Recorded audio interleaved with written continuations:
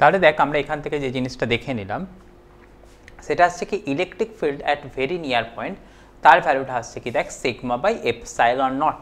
আমরা এখান থেকে বললাম কি তাহলে ইলেকট্রিক ফিল্ড কিন্তু খুব কাছাকাছি পয়েন্টে আমাদের কার ওপর নির্ভর করছে, এপসাইলন নটের ওপরেতে নির্ভর করছে, এবং নির্ভর করছে কার ওপরেতে, সিগমার ওপরেতে নির্ভর করছে, রাইট। এবারেতে আমরা চলে যাব হচ্ছে কি যে এরপরেতে এই টপিকটা থেকে তোদের এই বই থেকে কোন কোন অঙ্কগুলো করতে হচ্ছে, রাইট। তো সেই অঙ্কগুলোকে তোদেরকে একটুখানি আমি দাগিয়ে দিই। দেখ তোরা এখান থেকে যে অঙ্কগুলো করবি তার মধ্যে দেখ তোদের কোনটা ইম্পর্টেন্ট অঙ্ক আছে, এই 5-এর দাগেরটা। ওকে, এই 5-এর দাগের অঙ্কটা তোরা করছিস। 5-এর দাগের অঙ্ক কোন পাতায় আছে দেখে নিস তোরা একটুখানি, নাম্বার 5 সেটা আছে দেখ তোদের আছে নতুন বইয়ের, যেটা আছে পেজ নাম্বার 33। তাহলে নতুন বইয়ের পেজ নাম্বার 33-তে তোদের আছে কি দেখ আমাদের এই 5-এর দাগের অঙ্কটা। সেই 5-এর দাগের অঙ্কটা তোরা করছিস। ওকে, তারপরেতে তোরা করবি কোনটাকে দেখ, তোরা করবি হচ্ছে যে এই 6-এর দাগের অঙ্কটা।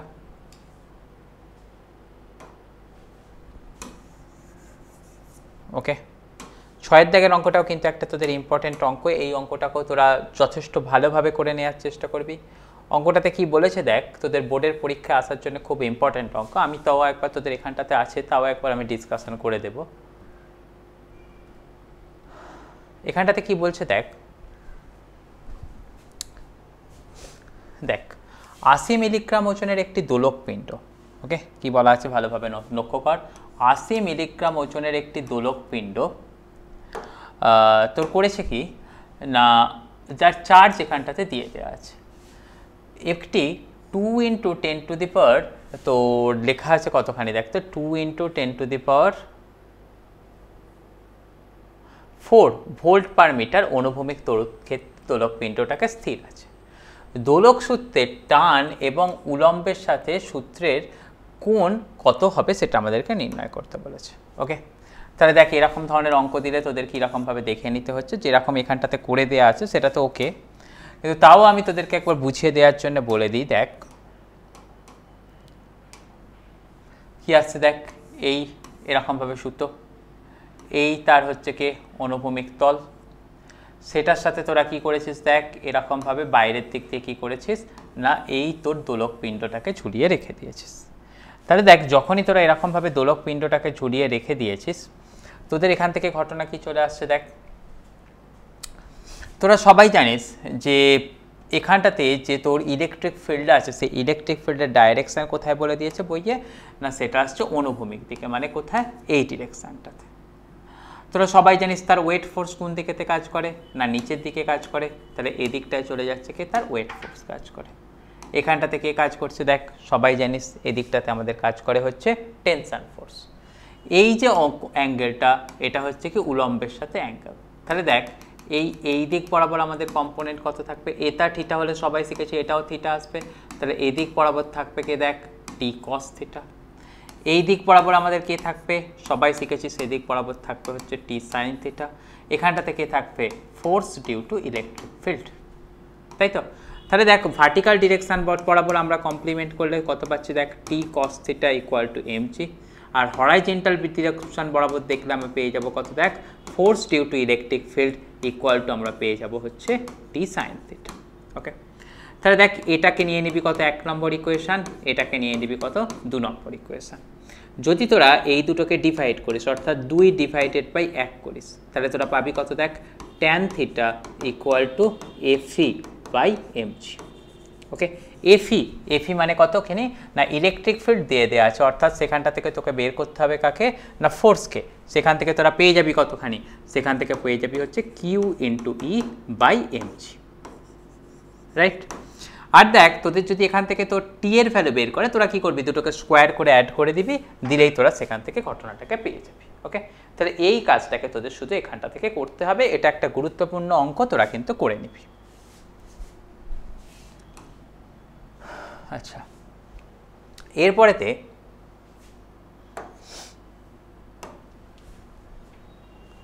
তোদের যদি আমি এই পাতাটার কথা বলি, পেজ নাম্বার 34, পেজ নাম্বার 34 থেকে তোরা কি কি করছিস দেখে নে তো একটু। ওকে, পেজ নাম্বার 34 থেকে তোরা যেটা যেটা করবি সেটা আসছে কি দেখ, এই কোয়েশ্চেন নাম্বার 8 ইম্পর্টেন্ট নিউমেরিক্যালস অবশ্যই করবি। তারপরে তো তোরা করবি হচ্ছে কোনটা না আমাদের কোয়েশ্চেন নাম্বার 11, এটাও একটা ইম্পর্টেন্ট নিউমেরিক্যালস, এই কোয়েশ্চেনটাকেও তোরা করবি। এরপরেতে তোরা চলে যাবি কোথায় দেখ, পরের পাতাতে, যেখানটা থেকে আমাদের এখানটা থেকে কয়েকগুলো এমসিকিউ দিয়ে দেওয়া আছে, যে এমসিকিউগুলোকে তোদেরকে একটুখানি সলভ করে আমি তোদেরকে একটুখানি ডিসকাশন করে নিই।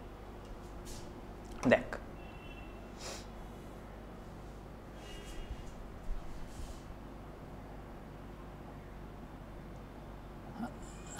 দেখ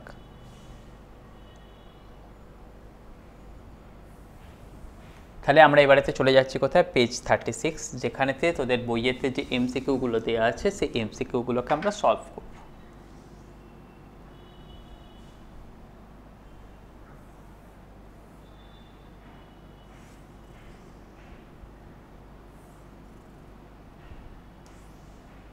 রাইট, তো চল আমরা এবারেতে দেখে নিই। প্রথম কথা আসছে কি দেখ, তো প্রথম এমসিকিউ বলে দিয়েছে কি দেখ, যে একটি তোর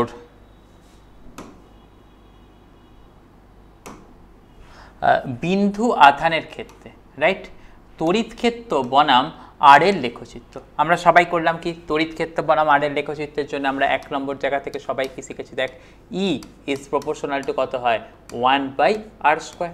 তাহলে যদি ই ইজ প্রপোর্শনাল টু 1/r² হয়, তার গ্রাফ কোনটা হয় আমরা সবাই জানি হচ্ছে এটা, যেটা আমরা অলরেডি কিন্তু করেও ছিলাম। ওকে, তাহলে এই জিনিসটাকে আমাদের দেখতে হচ্ছে। ওকে, এরপরে তো তোর কি বলে দেওয়া আছে দেখ, আমাদের সিগমা যদি আধানের তলমাত্রিক ঘনত্ব এবং এপসাইলন মাধ্যমের তড়িৎ ভেদ্যতা হয়, তাহলে সিগমা বাই এপসাইলন নটের মাত্রা আমাদের কার উপর নির্ভর করে। দেখ তোদেরকে আমি একটু আগেই সেটার সাথে তোদের ডিসকাশন করেছি, একটু আগে আমি কোথাতে তোদের সাথে ডিসকাশন করেছি দেখ, এই যে এখানটাতে দেখ electric field at very near point, সেখানেতে আমরা কত দেখিয়েছি ই ইকুয়াল টু কত শিখিয়েছি দেখ সিগমা বাই এপসাইলন নট। তাহলেতে তোরা এখানটা থেকে এই যে পার্টটা শিখলি, এখানটা থেকে তোরা অ্যান্সারটা নিশ্চয়ই বলে দিতে পারবি যে দেখ এখানটা থেকে সিগমা বাই এপসাইলন নট সেটা কাকে ডিফাইন করে, সেটা ডিফাইন করে হচ্ছে তোর ইলেকট্রিক ফিল্ডকে। তাহলে তোদের যদি আমি এখন এখানটা থেকে 2 দাগের কোয়েশ্চেনটার কথা বলি, 2 দাগের কোয়েশ্চেনটাতে আমরা পাবো কি E equal to sigma by epsilon naught. তাহলে ই কি তড়িৎ ক্ষেত্র, তাহলে আমাদের এখান থেকে দেখে নেব কি এটার সঠিক অ্যান্সার চলে আসবে কোনটা, অপশান নাম্বার বি। ওকে, তাহলে এটাকে কিন্তু আমাদেরকে এই রকমভাবে দেখে নিতে হচ্ছে। তাহলে 1 দাগের এমসিকিউ চলে গেল, 2 দাগের এমসিকিউ চলে গেল। এবারেতে আমরা চলে যাব হচ্ছে তার পরের এমসিকিউ, যেটা আমাদের দরকার পড়বে।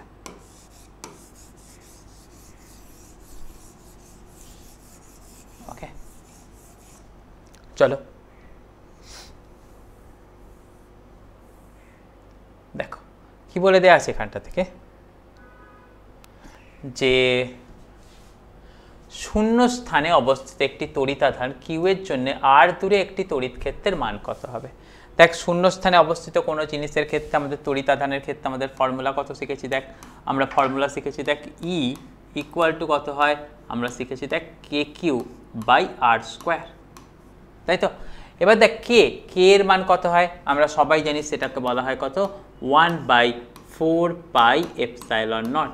তাহলে 1/4πε0 ইন্টু কিউ বাই r²। তাহলে সেটা তোর কোথায় আছে দেখ, আমরা দেখতে পাচ্ছি কোথায় আছে দেখ, তো এই সি এর দাগের অপশানটাতে আছে। তাহলে 3 দাগেরটার সঠিক অ্যান্সার কোনটা হয়ে যাবে না আমাদের অপশান সি। ওকে, এই রকমভাবে আমাদেরকে কিন্তু এটাকে দেখে নিতে হবে। বোঝা গেল নিশ্চয়ই ঘটনাটা। এরপরে তো আছে কি দেখতো ভোল্ট পার মিটার কার একক, এটা খুব সব থেকে সহজ কোয়েশ্চেন। আমরা তাহলে বলতে পারবো কি দেখ 4 দাগের কোয়েশ্চেনটা, যেটাতে আমরা বলবো কি ইউনিট, সেই ইউনিটটা কি বলে দেওয়া আছে ভোল্ট পার মিটার। ওকে, এই ভোল্ট পার মিটার সবসময় আমরা জানিব কার একক হয়, সেটা হচ্ছে আমাদের ইলেকট্রিক ফিল্ড, যাকে আমরা বাংলায় বলি কি দেখ তড়িৎ ক্ষেত্র। ওকে, এই কথাটাকে আমাদেরকে শিখে নিতে হচ্ছে। এরপরেতে আমাদের পরবর্তী প্রশ্নতে কি বলে দেওয়া আছে দেখ, বলে দেওয়া আছে যে একটি আহিত পরিবাহীর পৃষ্ঠে কোনো বিন্দুতে তড়িৎ ক্ষেত্রের অভিমুখ হল। ওকে, সেখানটা থেকে আমরা সবসময় জানবো কি, দেখ আহিত পরিবাহীর পৃষ্ঠে কোনো বিন্দুতে তড়িৎ ক্ষেত্রের অভিমুখী হলো। দেখ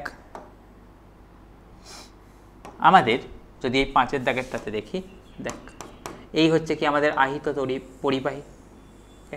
ধরে নে এটা আমাদের কি আসছে, দেখ না পজিটিভলি চার্জড আছে, তাহলে এখান থেকে আমাদের তড়িৎ ক্ষেত্রটা কি আসবে, সবসময় লম্বালম্বিভাবে এরকমভাবে বাইরের দিকে বেরিয়ে যাবে, বা লম্বালম্বিভাবে কি আসবে, তড়িৎ ক্ষেত্রের ডাইরেকশনটা এরকমভাবে বাইরে চলে যাবে।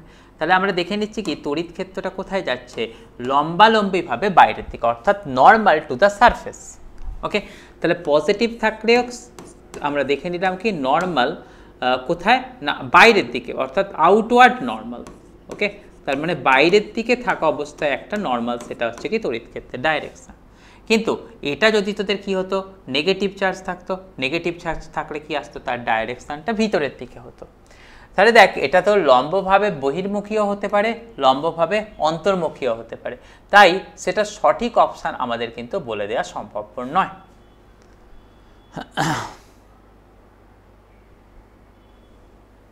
তারপরে তো আমরা চলে যাব কোনটাতে, দেখ 6-এর দাগের কোয়েশ্চেনটাতে। তাহলে আমি এখানে যেটা লিখলাম সেটাকে একটুখানি মুছে দিই, দিয়ে আমি চলে যাব কোথায়, দেখ 6-এর দাগের কোয়েশ্চেনটাতে।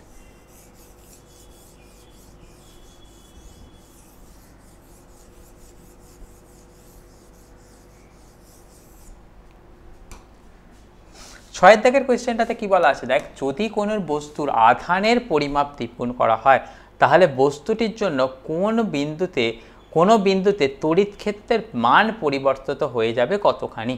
ওকে, তাহলে সেখানটা থেকে আমাদের এই কোয়েশ্চেনটাকে দেখতে হবে। তাহলে সেখানটা থেকে আমরা 6-এর দাগেরটাতে বলছি কি, দেখতো তড়িৎ ক্ষেত্র, তড়িৎ ক্ষেত্রের ফর্মুলা আমরা কত শিখেছি, দেখতো E = আমরা শিখেছি দেখ k³/r²। তাহলে এখান থেকে একটা কথা আমাদের কাছে পরিষ্কার, সেটা হচ্ছে কি দেখতো যদি ডিস্টেন্স আর কে সেম থাকে, E is proportional to Q।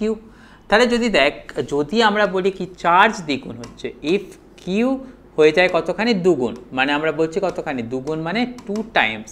যদি কিউটা আমাদের 2 টাইমস হয়ে যায় তখন আমরা বলতে পারবো কি, দেন ই উইল অলসো বি 2 টাইমস, অর্থাৎ ইলেকট্রিক ফিল্ড সেটাও আমাদের হয়ে যাবে কি দুগুণ, অলসো বি 2 টাইমস। ওকে, মানে ই এর মানটাও আমাদের দুগুণ বেড়ে যাবে। তাহলে সেটার অপশান কোথায় আছে, দেখ অপশান বি, সেটাকে তোদেরকে তাহলে করে নিতে হচ্ছে।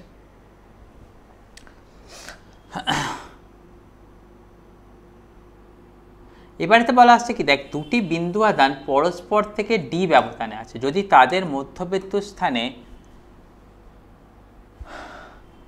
কোনো ক্ষেত্রে তড়িৎ ক্ষেত্রের মান 0 না হয়।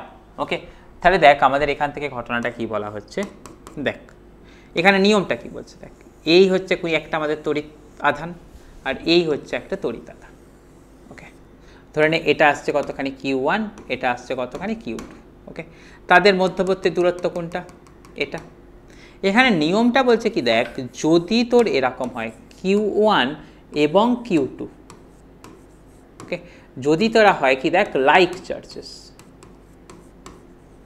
ওকে, অর্থাৎ একই ধর্মের চার্জ, দুটোই পজিটিভ হলে দুটোই পজিটিভ, একটা নেগেটিভ হলে আরও একটা নেগেটিভ। যদি হয় আমাদের জানবো কি যে একটা নিস্তড়িত পয়েন্ট থাকবে, যেটা কি থাকবে এই দুটোর মাঝে থাকবে। ওকে, তখন আমাদের মাথায় রাখতে হবে কি, then neutral point in between them. আর যদি এরকম ঘটনা ঘটে যে আমাদের দুটোর পোলারিটি আলাদা, তাহলে নিউট্রাল পয়েন্টটা কি আসবে, আমাদের বাইরে আসবে। আর আমাদের তাহলে আদারওয়াইজ মানে যদি দুটো আমাদের লাইক চার্জেস হয় না হয়, অর্থাৎ একটা অপোজিট আর একটা মানে Q1 আর Q2 অপোজিট হয়, তখন আমাদের এই যে নিউট্রাল পয়েন্টটা কোথায় থাকে, সেটা থাকবে কোথায়, দেখ দেন ইট ইজ আউটসাইড। ওকে, তাহলে দেখ এর মাঝখানে থাকবে না, তার মানে কি আসছে, নিশ্চয়ই আমরা বলতে পারবো Q1 আর Q2 সেটা আসছে কি আমাদের বিপরীতধর্মী আধান হতে হবে। ওকে, তাহলে এই কথাটাকে কিন্তু আমাদেরকে প্রত্যেককে শিখে নিতে হচ্ছে। এরপরেতে আমরা চলে যাব, দেখ এখানেতে যে পরবর্তী কথা দিয়েছে সেটা আসছে কি তড়িৎ বলরেখা। তো তড়িৎ বলরেখার কনসেপ্ট কি বলছে, সেটা এখানটা থেকে অনেকগুলো কথা বলা আছে, কিন্তু তার মধ্যে থেকে যেটা যেটা আমাদের দরকার সেটাকে আমি যদি একটুখানি আলোচনা করে নিই, কীরকম বলছি দেখ।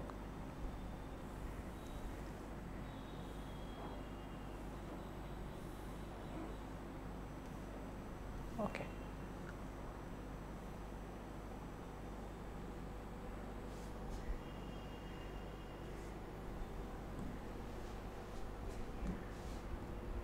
ওকে। আচ্ছা দেখ, তড়িৎ বলরেখা তো পড়বো, তার আগে কিন্তু একটা আমাদের প্রথম যে কথাটা রেডি রাখতে হবে সেটা হচ্ছে কি, দেখ তো তড়িৎ বলরেখা জিনিসটা কি। ওকে, তো জিনিসটা কি সেটা বলতে গেলে আমাদের ফার্স্ট মাথায় রাখতে হবে তড়িৎ বলরেখা হচ্ছে যে তড়িৎ ক্ষেত্রের গ্রাফিক্যাল রিপ্রেজেন্টেশন। ওকে, তাহলে তড়িৎ বলরেখা হচ্ছে কি আমাদের তড়িৎ ক্ষেত্রের গ্রাফিক্যাল রিপ্রেজেন্টেশন।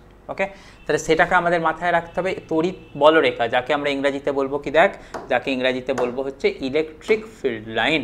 ওকে, তাহলে তড়িৎ বলরেখা যাকে আমরা ইংরেজিতে বলছি কি, দেখ তো ইলেকট্রিক ফিল্ড লাইন। খুব গুরুত্বপূর্ণ কনসেপ্ট কিন্তু।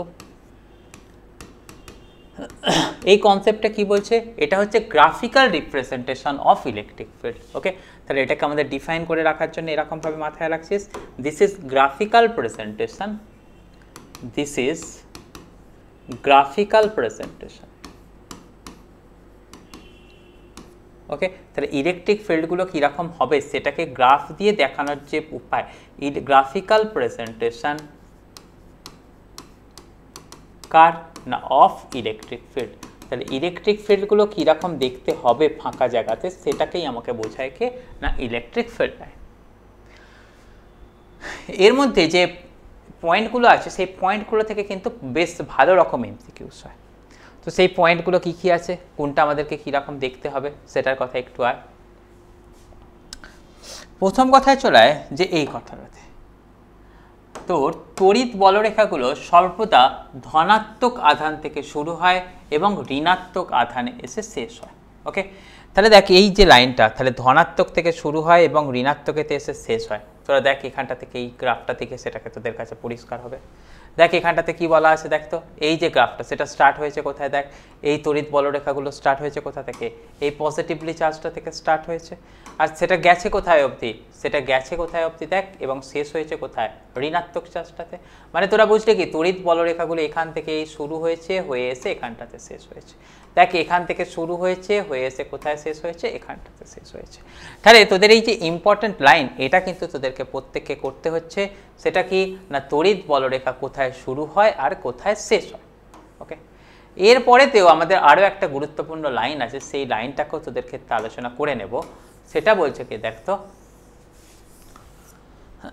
এটা যে দেখ কোনো পরিবাহীর অভ্যন্তরে কিন্তু তড়িৎ বলরেখা থাকতে পারে না। ওকে, তার মানে আমাদের ক্ষেত্রে বোঝানো হচ্ছে কি দেখ তো যে দেখ কোনো পরিবাহী অর্থাৎ কি কোনো কন্ডাক্টর, ওকে কন্ডাক্টরের ভেতরেতে কিন্তু তড়িৎ বলরেখা থাকে না। ওকে, তাহলে এখান থেকে আমাদের লাইনটা কি আসছে, within the conductor, within the conductor electric field line কিন্তু থাকে না। Electric field line is not present. খুব ইম্পর্টেন্ট লাইন কিন্তু, এটা থেকে প্রচুর কোয়েশ্চেন হয়েছে, ইভেন কম্পিটিটিভ এক্সামেতেও এই লাইনটা থেকে কোয়েশ্চেন হয়ে গেছে। কীরকম দেখ, ধরে নে এই কোনো একটা কন্ডাক্টর আছে, তো ইলেকট্রিক ফিল্ড লাইনগুলো আমাদের কি হবে না এটা থেকে এরকম বাইরের দিকে যাবে, এটা থেকে এরকম বাইরের দিকে যাবে, এটা থেকে এরকম বাইরের দিকে যাবে, এই ধরে নিচ্ছি সেটা পজিটিভ। কিন্তু সেই ইলেকট্রিক ফিল্ড লাইনগুলো কখনোই এরকম করবে না যে দেখ তো কী বলছি এই এটার ভেতর দিয়েও গিয়ে এরকমভাবে পেরিয়েছে, এটা কিন্তু হতে পারে না। অর্থাৎ আমরা বুঝে নেব কি যখনই আমাদের কোনো পরিবাহীর ভিতরেতে আমাদের ইলেকট্রিক ফিল্ড লাইন দেখানো আছে সেটা তার মানেতে কিন্তু ভুল দেখানো আছে। ওকে, সেটা তাহলে আমাদের একটা ইম্পর্টেন্ট লাইন, প্রত্যেককে আমাদেরকে কিন্তু সেটাকে দেখে রাখতে হচ্ছে।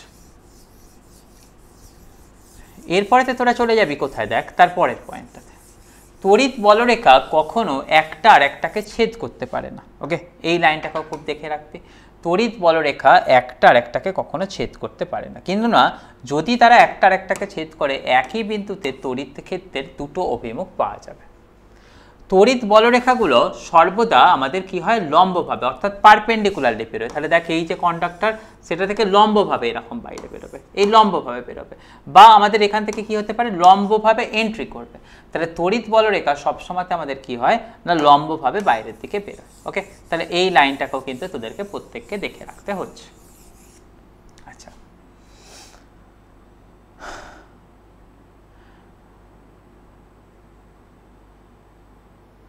এবারে দেখ এখান থেকে তার যে পরের পয়েন্ট আছে এটা থেকেও তোর কম্পিটিটিভ এমসিকিউ হয়ে গেছে। কি বলা আছে দেখ, তড়িৎ বলরেখা আমাদের দৈর্ঘ্য বরাবর সংকুচিত হওয়ার চেষ্টা করে এবং আমাদের কি বলা আছে, দৈর্ঘ্যের লম্ব দিকে তারা কিন্তু আমাদের বিকর্ষণ করার চেষ্টা করে। মানে আমি কীরকম কথা বলছি দেখ, এখানটাতে ধরে না আছে একটা কীরকম পজিটিভ চার্জ আছে আর এখানটাতে আছে কি একটা নেগেটিভ চার্জ। তোদের কমন আইডিয়া কি বলছে, পজিটিভ চার্জ থেকে ফিল্ডগুলো বেরিয়ে এরকমভাবে যাবে, এখান থেকে বেরোলো, বেরিয়ে তারা কোথায় যাবে, এরকমভাবে যাবে। ওকে, তোরা দেখতে পাচ্ছিস সেই চার্জের সামনাসামনি এসে এগুলো আমাদের বলরেখাগুলো কি হয়েছে, সামনে চলে এসছে। মানে দেখ এই জায়গাটাতে তারা করেছে কি, এই জায়গাগুলোতে তারা একটা আরেকটাকে আকর্ষণ করেছে। কোথায়, তাহলে তোরা দেখতে পাচ্ছিস যে দৈর্ঘ্য বরাবর সংকুচিত হওয়ার চেষ্টা করে। তাহলে দেখ লেন্থ বরাবর, লেন্থ কোটা ছিল এই দিক বরাবর, তারা দেখ একটা আরেকটার সাথে ছোট হয়ে গেছে। কিন্তু মাঝামাঝি বরাবর, মাঝামাঝি বরাবর বলতে কোথায় বলা আছে দেখ তো, পাশের দিকে অর্থাৎ দৈর্ঘ্যের লম্ব দিকে, এই দিকটাতে কি হয়েছে, একটা আরেকটার দিকে দূরের দিকে সরে গেছে। তাহলে দৈর্ঘ্যের লম্ব দিকে তারা একটা আরেকটার থেকে দূরের দিকে সরে যাবে। আর আমাদের বলা হচ্ছে কি, দৈর্ঘ্য বরাবর আমাদের কি থাকছে, আমাদের সবসময়তে সেটা ছোট হয়ে যাওয়ার চেষ্টা করবে। ওকে, এবারেতে কথা আসছে যে একই চার্জ থেকে তড়িৎ বলরেখাগুলো শুরু হয়ে আবার এখানটাতেই এসে ফিরে আসতে পারবে না, যেখান থেকে শুরু হবে তারা শেষ কিন্তু অন্য জায়গায় হবে। ওকে, সেই লাইনটা থেকেও এমসিকিউ পড়েছে। তাহলে তোদের সেই লাইনটা কোথায় দিয়ে দেওয়া আছে না, অপশানের এই জায়গাতে। তাহলে দেখ এখান থেকে তোদের এই ধর্মগুলোর মধ্যে 1-এর দাগ, 2-এর দাগ, 3-এর দাগ, 4-এর দাগ, 5-এর দাগ এবং আমাদের 7-এর দাগ, প্রত্যেকটাকে কিন্তু তোরা খুব সুন্দরভাবে করছিস। প্রত্যেকটা থেকে কিন্তু তোদের এমসিকিউ হয় এবং সেটা তোদের গুরুত্বপূর্ণ একটা জায়গা। এরপরেতে তোরা চলে যাবি কোথায় দেখ,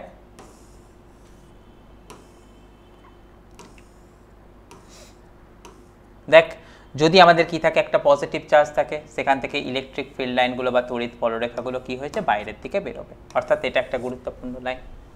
যদি নেগেটিভ চার্জ থাকে, সেখানেতে তড়িৎ বলরেখাগুলো কি করবে, বাইরের দিক থেকে এসে সেখানটাতে এন্ড হবে।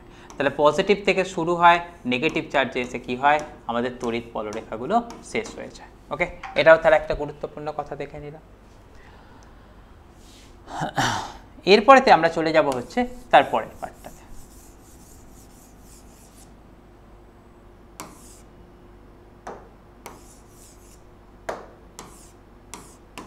দেখ যদি আমাদের দুটোই আমাদের সমজাতীয় আধান থাকে, দেখ এটাও পজিটিভ আছে, এটাও পজিটিভ আছে, তাহলে এখানটাকে কি আসছে, তড়িৎ বলরেখাগুলো একটা থেকে এখানেতে গিয়ে শেষ হতে পারবে না, এর সামনে গিয়ে সে দূরে পালিয়ে গেছে। দেখ এর সামনে গিয়ে সে দূরে পালিয়ে গেছে, এখানেতেও ঘটনা হচ্ছে সেরকম। ওকে, সামনের দিক দিয়ে গিয়ে সে আবার কি করবে, দূরে পালিয়ে যাবে, কেননা পজিটিভ থেকে পজিটিভে গিয়ে শেষ হতে পারে না। পজিটিভ থেকে শুরু হয় আর শেষ হয় কোথায়, নেগেটিভে। সেই কথাটা আমাদের তাহলে কোথায় দিয়ে দেওয়া আছে দেখ তো, পজিটিভে শুরু হয় আর নেগেটিভেতে গিয়ে শেষ হয়। তাহলে আমাদের সেটাতে কি আছে, এটা। তাহলে দেখ যদি এখান থেকে বিপরীতধর্মী আধান থাকতো, তাহলে একটা পজিটিভ আর একটা নেগেটিভ হতো। তাহলে দেখতে পেয়েছি কোথায় দেখ, এখান থেকে শুরু হয়ে পজিটিভ থেকে শুরু হয়ে নেগেটিভে গিয়ে শেষ হতো। ওকে, এই কথাটা আমাদেরকে দেখে নিতে হচ্ছে। এবারে দেখ যদি দুটো এরকম লাইন থাকে, এখানটাতে কি দেখছি দেখ, ওপরের দিকটা হচ্ছে কি দেখ ধনাত্মক আর নিচের দিকটা হচ্ছে কি দেখ ঋণাত্মক। তাহলে আমরা সবাই কি জানবো, ধনাত্মক থেকে শুরু হয়ে তারা ঋণাত্মকে এসে এরকমভাবে শেষ হবে। এবং একটা লাইন, ফিল্ড লাইনগুলো অর্থাৎ তড়িৎ বলরেখাগুলো একে একের সাথে প্যারালাল। সাইডগুলোতে তারা কি করবে, একটু বেঁকে এসে শেষ হবে। এখানটাতেও সে কী করেছে দেখ, একটু বেঁকে এসে শেষ হয়েছে। এই কথাটা কিন্তু আমাদেরকে তাহলে প্রত্যেককে দেখে নিতে হচ্ছে। আচ্ছা, তারপরেতে আমরা চলে যাব হচ্ছে পরের কথাটাতে, যেখানটা থেকে বলছি কি দেখতো, এই পরিচ্ছদ সংক্রান্ত এমসিকিউগুলোকে আমরা একটু দেখে নেব। তো পরিচ্ছদ সংক্রান্ত এমসিকিউগুলো আমাদের বলতে গেলে কি কি বলছি দেখ,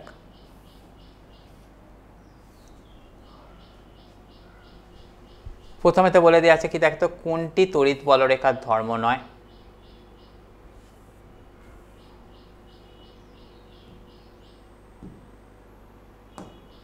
ওকে,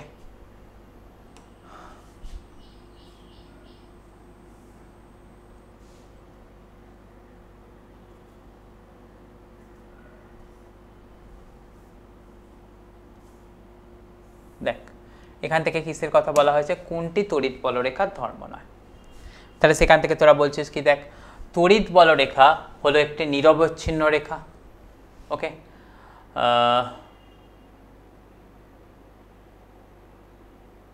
তোরা শিখেছিস তড়িৎ বলরেখাগুলো কি হয়েছে, যে তোর পজিটিভ চার্জ থেকে শুরু হয় আর তারা গিয়ে কোথায় শেষ হয়, নেগেটিভ চার্জগুলোতে গিয়ে শেষ হয়। তার মানে তোরা বলছিস কি এটা এক জায়গা থেকে শুরু হয়ে আর এক জায়গা থেকে আমাদের গিয়ে শেষ হচ্ছে। তড়িৎ বলরেখা কখনোই পরস্পরকে ছেদ করে না। তোরা শিখলি একই জায়গাতে যদি তড়িৎ বলরেখা দুটো একজন আর একজনকে ছেদ করে তখন একই বিন্দুতে দুটো ডাইরেকশন আলাদা পেয়ে যাব। তার মানে কি আসছে, এই ঘটনাটাও রং, এটাও রং। ক্ষেত্ররেখা ধনাত্মক আধান থেকে শুরু হয়, ঋণাত্মক আধানে শেষ হয়। তার মানে কি বলছিস, মানে আমাদের সরি আমি এটা বলে ফেলেছি রং, অবশ্যই এটাও সঠিক, এটাও সঠিক। আর ধনাত্মক আধান থেকে শুরু হয়ে কোথায় গিয়ে শেষ হয়, ঋণাত্মক আধানে শেষ হয়, তাহলে এটাও সঠিক।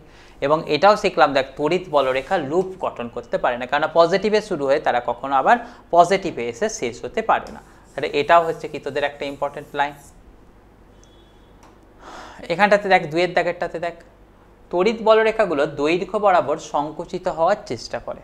ওকে, তাহলে আমাদের কি করা আছে, যে দৈর্ঘ্য বরাবর সংকুচিত হওয়ার চেষ্টা করেছে, মানে কি তড়িৎ বলরেখাগুলো সরল রেখা বরাবর তারা কিন্তু অগ্রসর হতে পারে না, এটা তাকে নির্দেশ করে। তাহলে এই পয়েন্টটাকেও তোরা দেখে নিচ্ছিস।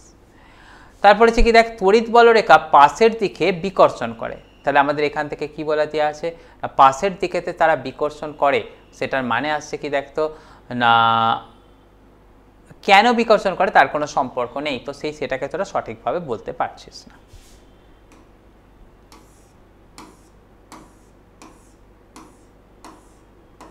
ওকে, তাহলে এই কটা এমসিকিউই ছিল, তোরা এই কটা এমসিকিউকে রেডি করে নিবি। পরের ক্লাসে তোদের সাথে আমি ডিসকাশন করব কাকে নিয়ে, তড়িৎ দ্বিমেরু অর্থাৎ ইলেকট্রিক ডাইপোল, এই কনসেপ্টটাকে নিয়ে আমরা তোদের সাথে পরের ক্লাসেতে ডিসকাশন করব। ততক্ষণ অবধি তোরা টিউন থাক, ভালোভাবে থাক, ভালোভাবে ক্লাস কর, ভালোভাবে পড়াশোনা কর, সেই আশা রেখে তোদের সাথে আমি পরের ক্লাসে আসবো। এই নিয়ে আজকের জন্য বাই রাখলাম। ওকে, চল।